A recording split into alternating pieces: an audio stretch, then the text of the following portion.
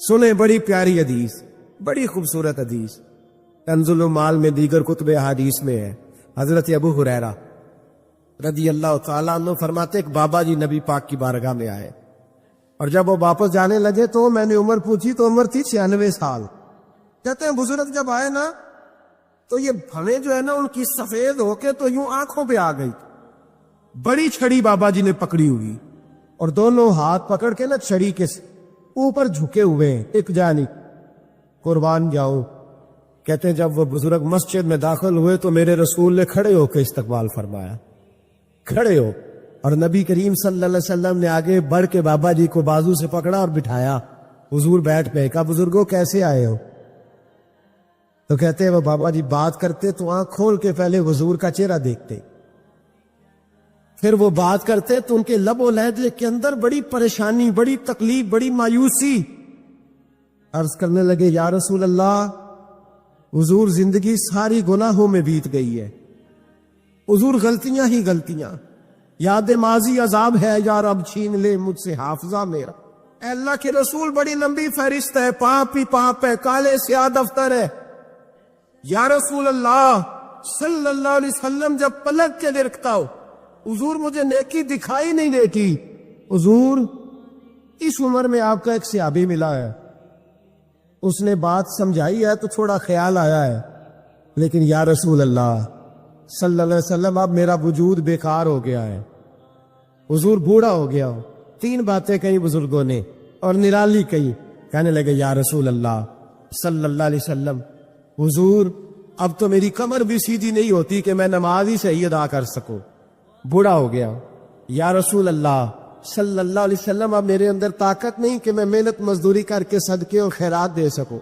یا رسول اللہ صلی اللہ علیہ وسلم اب میں تلوار لے کے جہاد بھی نہیں کر سکتا، حضور نہ میں لمبی نمازیں پڑھ سکتا ہوں، آقا نہ میں صدقات و خیرات دے سکتا ہوں، محبوبہ نہ میں دین کے لیے کوئی جہاد کر سکتا ہوں، بیکار وجود ہے، بیکار بیکار وجود کو تو گھر والے برداشت نہیں کرتے، بچے دعا کرتے یا اللہ ابا جی کو پردہ دے دے، اماں کو پردہ دے دے، بیکار ہو گیا ہوں اور آج آیا ہوں تو مجھ بیکار کو میرا رب قبول کر لے گا؟ آج کلمہ پڑھوں تو بیکار ہوں، کسی کام کا نہیں، نہ نماز نہ صدقات نہ جہاد، قبول کر لے گا؟ حضرت ابو ہریرہ فرماتے ہیں جیسے برسات میں بارش کی جھڑی لگتی ہے، یوں مصطفیٰ کی آنکھوں سے جھڑی لگ گئی، حضور کھل کے روئے، کھل کے۔ اور میرے حبیب پاک نے فرمایا بزرگوں بڑے مجاہد ہیں، دین کے لیے جہاد کرنے والے بڑے ہیں، رب کریم کو آپ کی تلوار کی اتنی حاجت نہیں، اور فرمایا اس کے خزانے کوئی خالی تو نہیں کہ آپ ہی گویا صدقہ دیں گے تو بھرے جائیں گے، اور فرمایا پھر رب کریم کی شان میں اضافہ نہیں کرتی عبادتیں، وہ تو بندے کو نفع دیتی ہے۔ میں بزرگوں نہ آپ جہاد کرے نہ آپ صدقات دے نہ لمبی نمازیں پڑھے، آپ صدق دل سے آ جائیں، اللہ کے رسول کا وعدہ ہے رب آپ کو بغیر حساب کے نام جنت عطا فرما دے گا۔ آنا تو شرط ہے کہ نہیں، آئیں تو صحیح، نہ پہنچے تو صحیح، آ جائیں، اس کو نہیں عاجز صدقات و خیرات کی، جہاد کی تبلیغ، آئیں تو صحیح، نہ ان العبد اذا اعترف ثم تاب تاب اللہ علیہ۔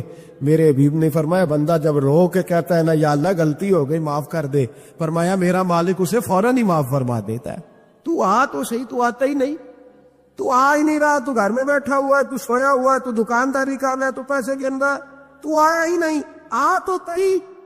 بلکہ میرے نبی پاک فرماتے ہیں جب اللہ پاک کا بھاگا ہوا غلام آتا ہے پھر تو اللہ زیادہ راضی ہوتا ہے، پھر تو اللہ زیادہ راضی ہوتا ہے، زیادہ راضی ہوتا ہے، تو آ تو صحیح، پہنچ تو صحیح۔ بلکہ صوفیات اور بات کرتے ہیں، وہ کہتے تو کبھی بھول کے بھی رب رب کرے تو اللہ تو اسے بھی قبول کر لیتا ہے، اور خدا کی رحمت کتنی زیادہ ہے۔ میرے حبیب کریم سید عالم صلی اللہ علیہ وسلم نے فرمایا اللہ نے اپنی رحمت کے 100 حصے کیے، حضور فرماتے ہیں ایک حصہ اللہ نے دنیا میں نازل کیا ہے، کتنا؟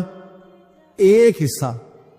فرمایا یہ جو ماں بیٹے سے پیار کرتی ہے، باپ بیٹے کے لیے مزدوری کرتا ہے، یہ جو بہن بھائی کے لیے روتی ہے، یہ جو بیوی شوہر کے لیے دعا مانگتی ہے، یہ جو بچے ماں باپ سے پیار کرتے ہیں، فرمایا یہ اس ایک رحمت کا نتیجہ ہے، ایک رحمت کا نتیجہ۔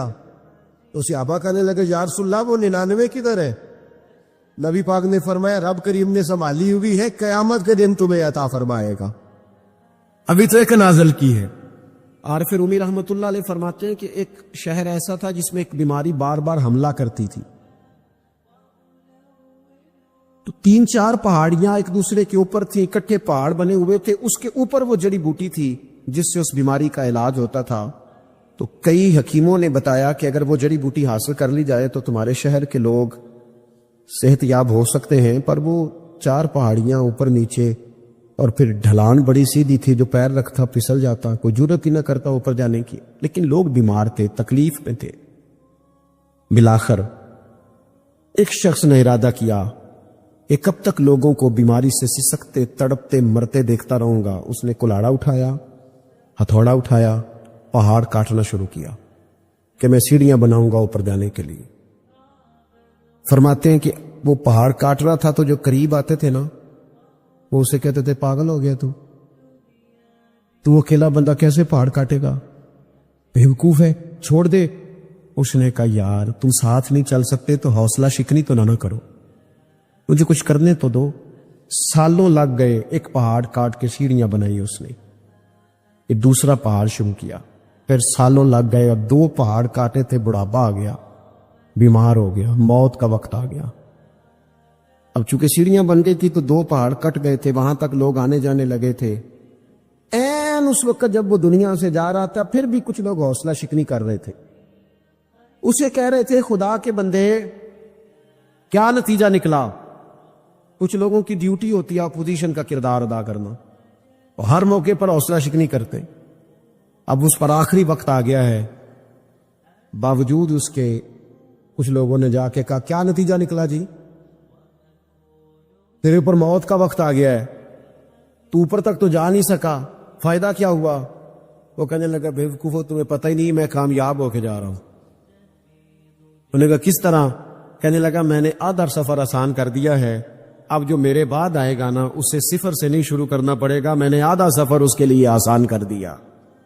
وہ تیسرے پہاڑ سے شروع کرے گا، 2 کاٹے گا تو جڑی بوٹی تک پہنچ جائے گا، لوگوں کو شفا ہونے لگے گی اللہ کے فضل سے۔ ہم پتہ کیا کرتے ہیں، بالخصوص میرے وطن کا رواج یہ ہے کہ لوگ آدھا سفر بھی آسان کرنے کو تیار نہیں، وہ کہتے ہیں نہیں سارا ہی فلانا کرے گا۔ جتنے انبیاء دنیا میں آئے نا میرے دوستوں وہ سارے کامیاب گئے، لیکن کسی کے ساتھ 4 امتی، کسی کے ساتھ 10، کسی کے ساتھ 100، کسی کے ساتھ 200، لیکن نبی کامیاب گئے۔ کیوں؟ کہ اللہ تعالیٰ نے جو ان کے ذمہ ڈیوٹی لگائی تھی وہ ڈیوٹی انہوں نے پوری ذمہ داری سے سر انجام دی۔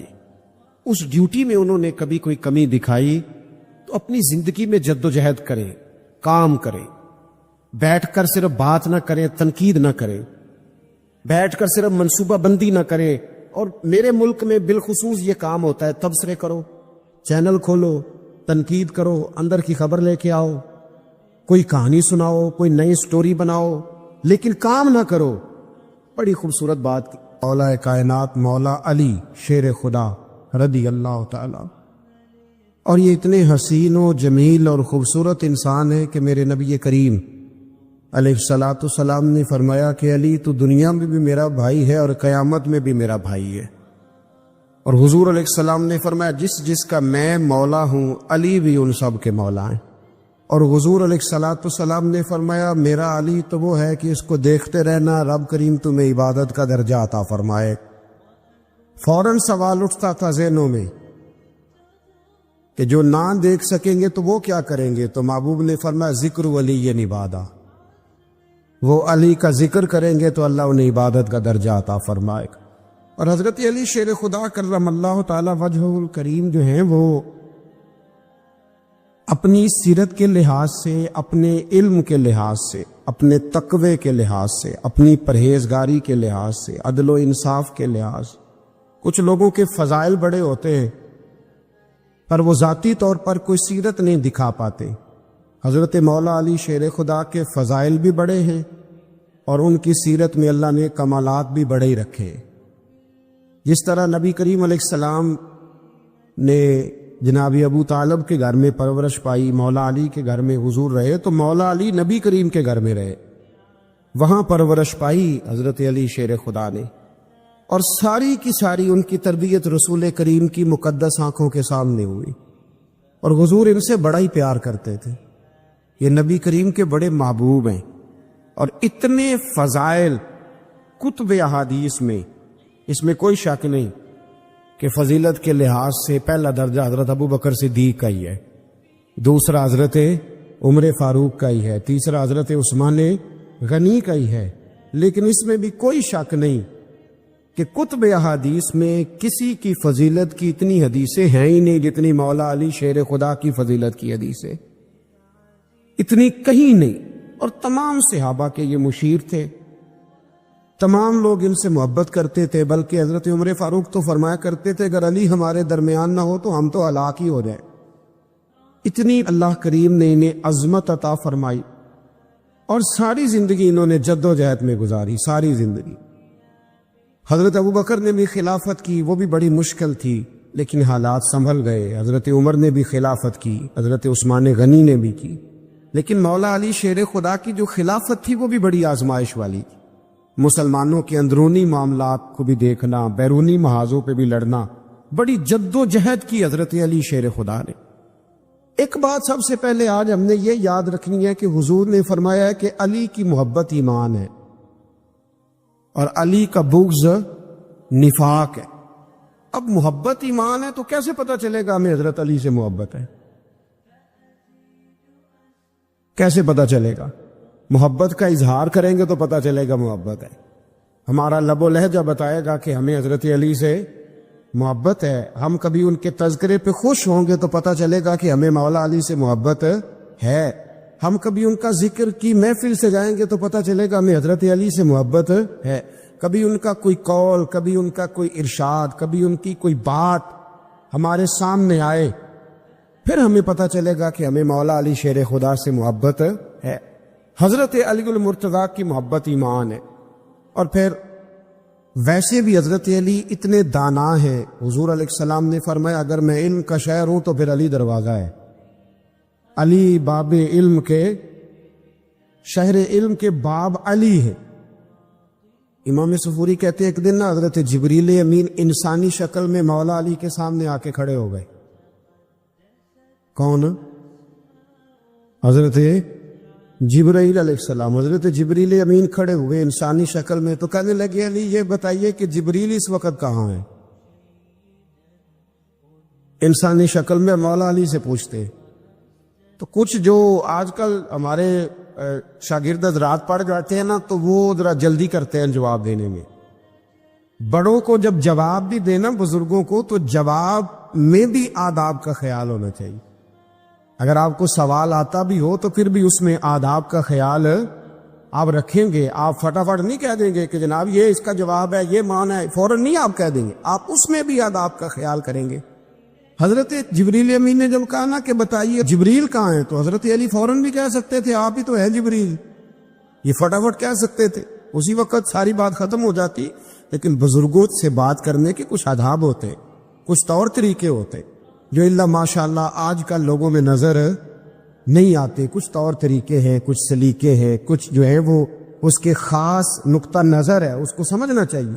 حضرت مولا علی شیر خدا رضی اللہ تعالیٰ عنہ سے جب پوچھا نا کہ جبریل امین کہاں ہے اس وقت، تو حضرت علی نے پہلے اوپر دیکھا، پھر نیچے دیکھا، پھر دائیں دیکھا، پھر بائیں دیکھا، پھر آگے دیکھا، پھر پیچھے دیکھا۔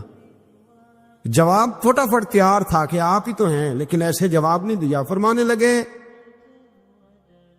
جناب نہ تو اس وقت حضرت جبریل مشرق میں ہے، نہ مغرب میں ہے، نہ شمال میں ہے، نہ جنوب میں ہے، نہ 7 زمینوں میں ہے، نہ آسمانوں میں ہے۔ پھر بھی یہ نہیں کہا کہ آپ جبریل ہیں۔ فرمانے لگے بھئی زمینوں آسمانوں مشارق مغارب میں تو کوئی نہیں، تو یا آپ جبریل ہے یا میں جبریل ہوں، دونوں میں سے ایک ہے۔ تو حضرت جبریل امین مسکرائے، فرمانے لگے نہیں آپ تو علی ہیں، جبریل تو میں ہی ہوں، آپ علی۔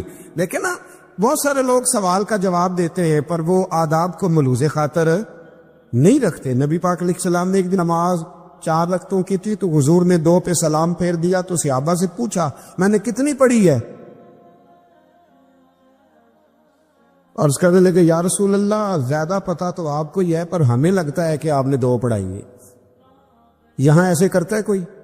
سوال ہی نہیں پیدا ہوتا. یعنی 1 منٹ سے پہلے امام غزالی ایک درویش کے مرید ہو گئے تھے تو بہت بڑے عالم تھے.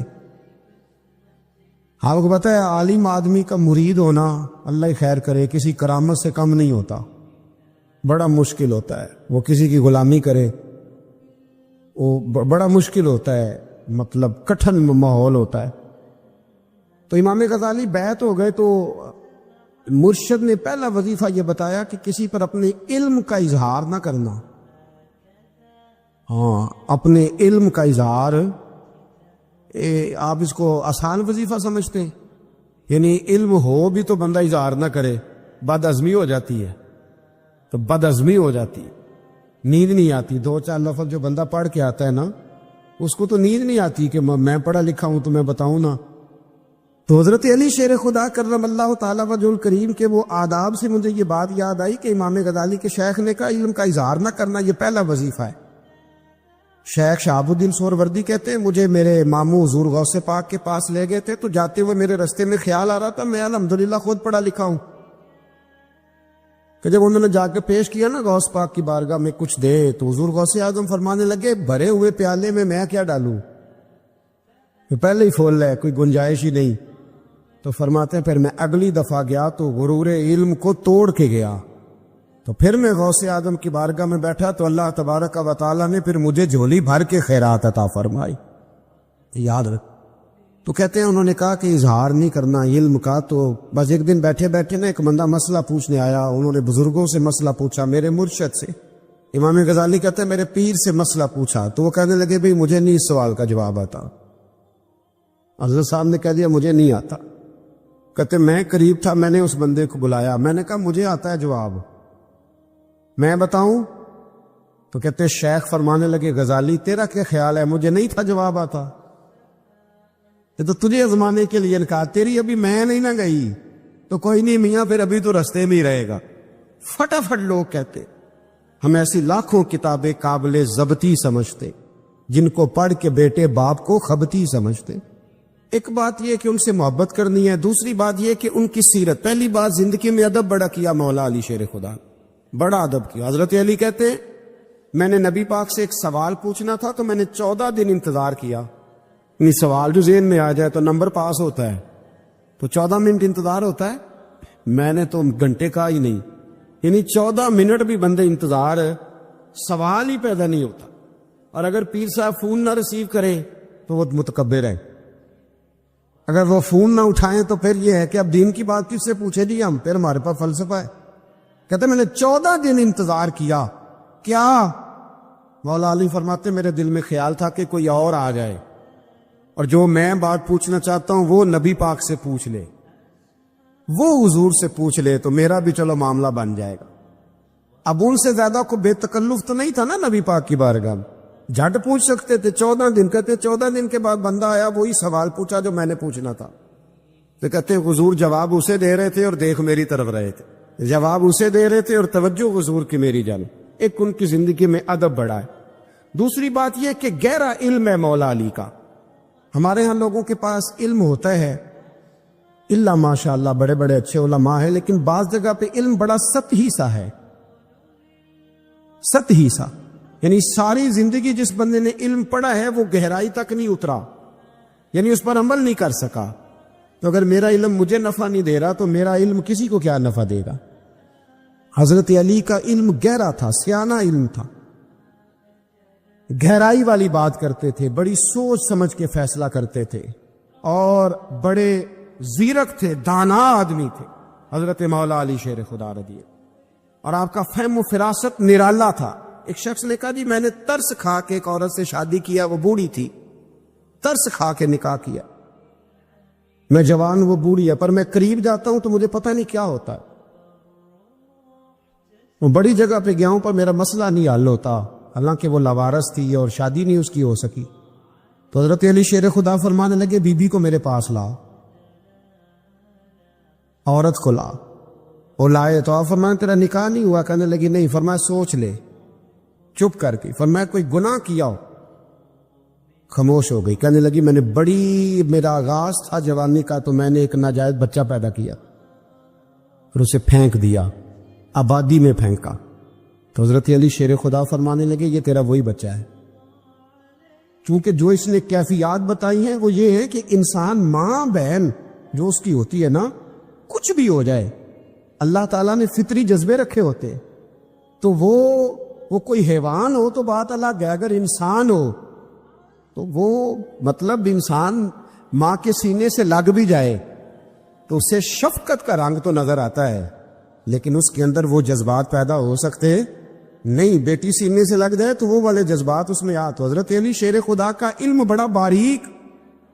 تو آپ فرمانے لگے میاں وہ جو تیرا اس کے اوپر ترس آیا نا، اس کی بھی وجہ یہ ہے کہ تیرا اس سے کوئی ازل سے رشتہ ہے، لہذا تمہارا نکاحی منعقد اتنا گہرا، سیاںا اور پیچیدہ، یعنی باتوں کی گہرائی تک. آج ہمارے بہت سارے میری طرح کے لوگ تقریر کرتے ہیں تو وہ عوامی نفسیات کے مطابق بات نہیں کر پاتے، کیونکہ ہم جو تقریر رٹ کے آئے ہیں وہ تو ہم نے تو علم ظاہر کرنا ہے، اور نعرہ لگوانا بڑا شوق ہے. جب تک وہ مطلب لوگوں میں شوق نہ پیدا ہو پھر بعد میں گفتگو ہوتی ہے آج میں جلسہ لوٹ لیا ہے.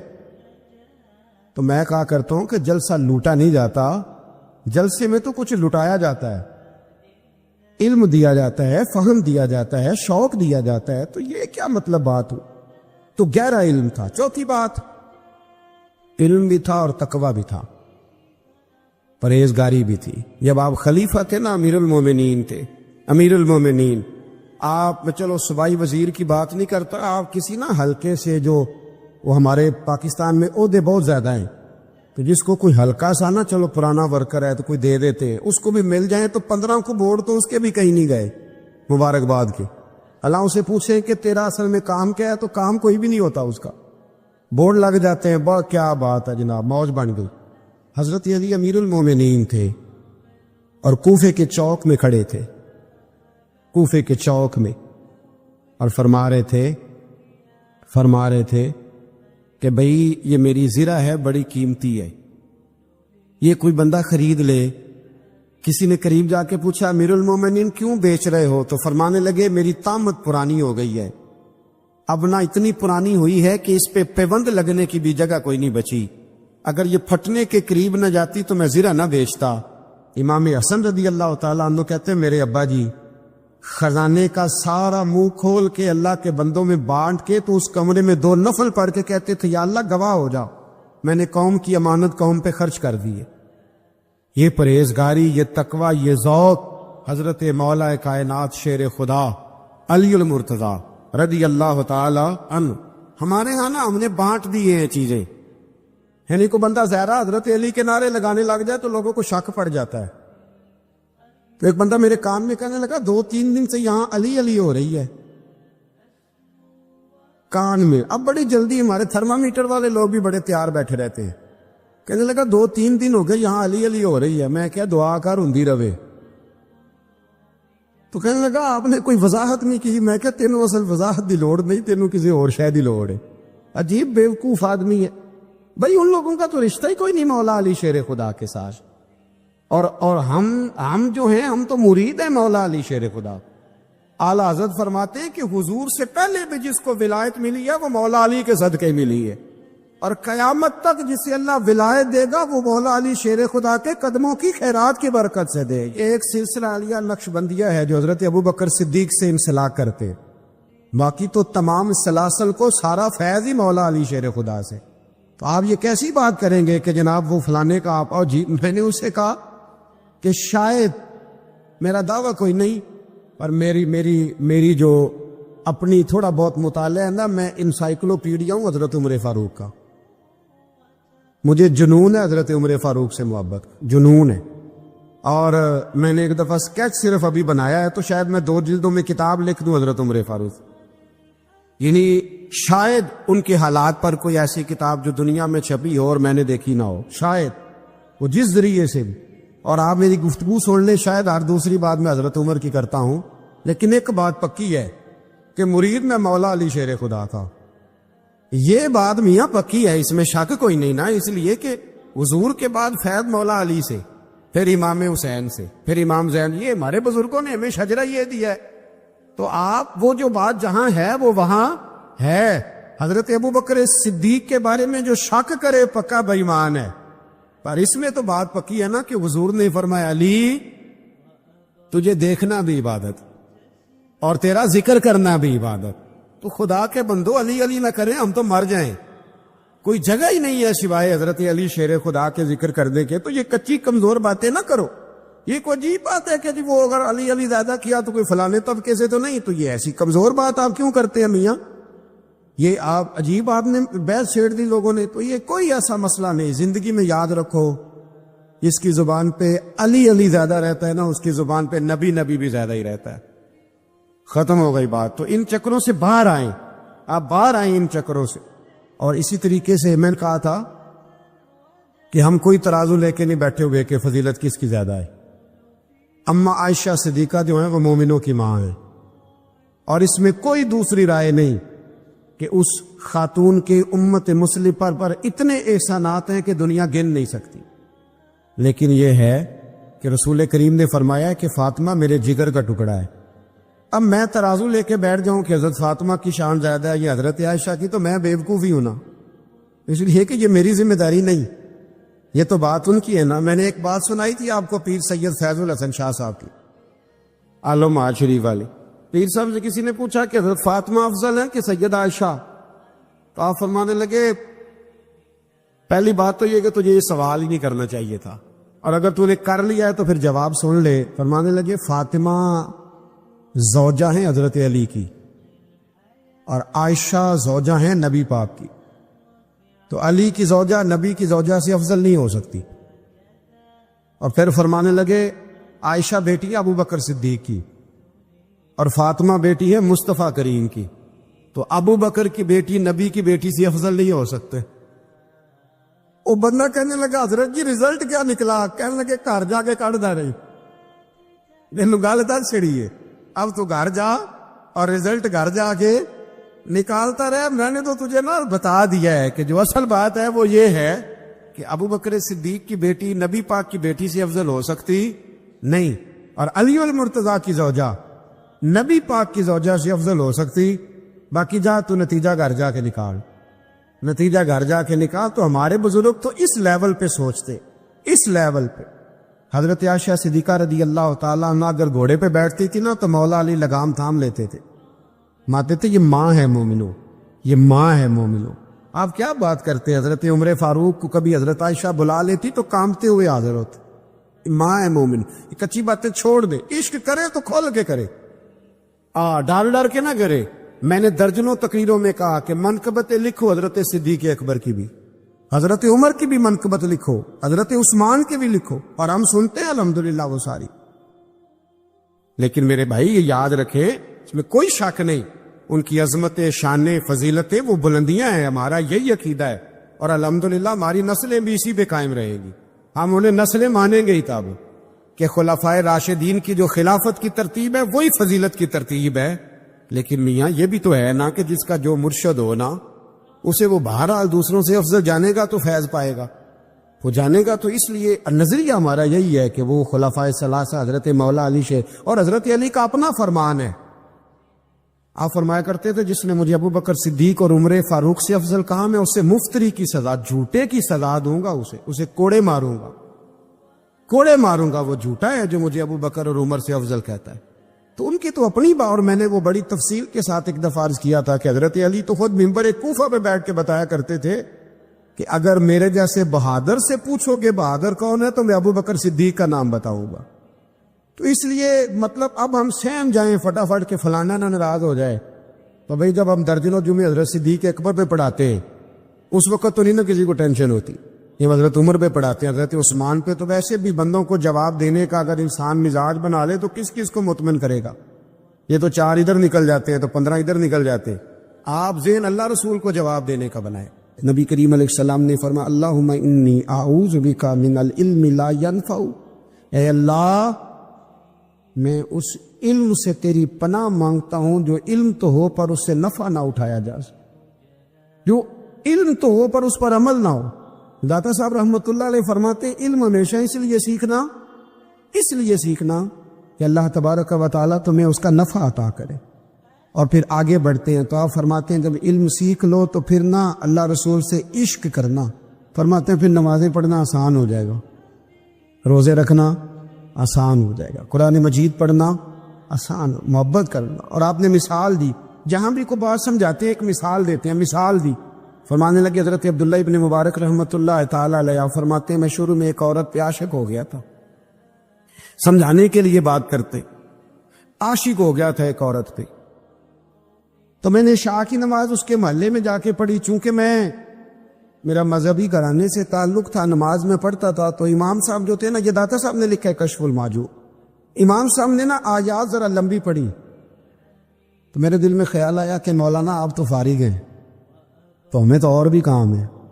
تو کہتے ہیں نماز سے فارغ ہو کے میں اس کے گھر کے چکر لگاتا تھا، ساری رات گھومتا رہتا تھا، وہ چند لمحوں کے لیے چھت پہ آتی تھی، دو ایک بات کرتی تھی، چلی جاتی تھی۔ حد یہ ہے کہ مجھے کبھی اس پہ غصہ بھی نہیں آیا، اور اس کا انتظار کر کے کبھی میں تھکا بھی۔ یہ داتا صاحب لکھ رہے ہیں۔ حضرت عبداللہ ابن مبارک فرماتے ہیں ایک رات میں گیا، اسی طرح میں نے نماز پڑھی، پھر میں اس کے گھر گیا، میں ساری رات، سردیوں کی ٹھنڈی رات، 11-12 گھنٹے اس کے گھر کا طواف کرتا رہا، معاذ اللہ چکر لگاتا رہا۔ آدھی رات کو سحری کے وقت وہ چھت پہ آئی 1 منٹ کے لیے، اور کہنے لگی گھر میں مہمان بہت زیادہ ہیں، آج بات نہیں ہو سکے گی۔ حضرت عبداللہ ابن مبارک فرماتے ہیں کہ میں جب واپس لوٹا تو نہ مجھے اس پہ غصہ تھا، نہ مجھے تھکاوٹ تھی، بلکہ میرے دل کے اندر اس کے لیے محبت بڑھ رہی تھی۔ میں کہہ رہا تھا کتنی اچھی ہے بیچاری، اتنے راش میں بھی اور اتنی مجبوری میں بھی 1 منٹ کے لیے چھت پہ آئی ہے، پھر بھی مجھے اس سے پیار بڑھ رہا تھا۔ کہتے ہیں جب میں تھوڑا آگے بڑھا تو فجر کی اذان ہو رہی تھی، یکدم میرے اندر سے آواز اٹھی، میں نے کہا عبداللہ اگر تو ایک عورت کے لیے ساری رات کھڑا رہتا ہے، نہ تھکاوٹ ہوتی ہے، نہ غصہ آتا ہے، بلکہ پیار بڑھتا ہے، اگر عورت کے لیے بندہ کھڑا رہ سکتا ہے تو رب رسول کے لیے بھی کھڑا رہ سکتا ہے۔ پھر تراویح پڑھنا کوئی اتنا مشکل کام نہیں ہے، پھر تہجد کے لیے اٹھنا کوئی مشکل کام نہیں ہے، شرط یہ ہے کہ پیار ہو جائے۔